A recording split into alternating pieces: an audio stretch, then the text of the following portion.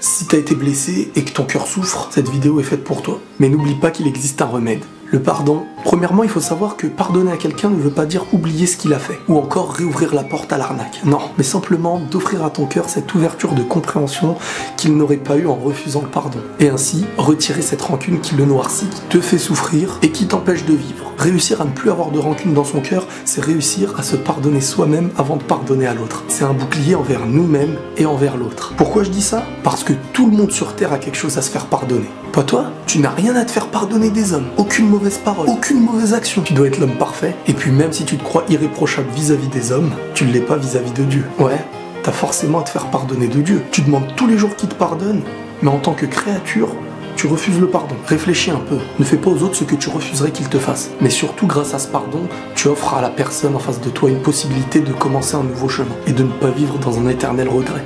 Tu refuses parce qu'il t'a fait du mal. Sache que le bien retrouvera le bien et le mal retrouvera le mal. Mais ce n'est pas à toi de juger qui ira vers le mal et qui ira vers le bien. Quoi qu'il arrive, tu ne dois pas être la barrière qui empêche les gens d'avancer, même s'ils t'ont fait du mal. Tu doutes de la justice de ton Seigneur? N'oublie pas qu'en faisant barrage à cette personne, tu retombes dans la même bêtise que celle que tu lui avais reprochée. Nous ne sommes pas les juges de cette planète, par contre nous sommes responsables de nos actes. Et qu'est-ce qu'il y a de pire que le regret?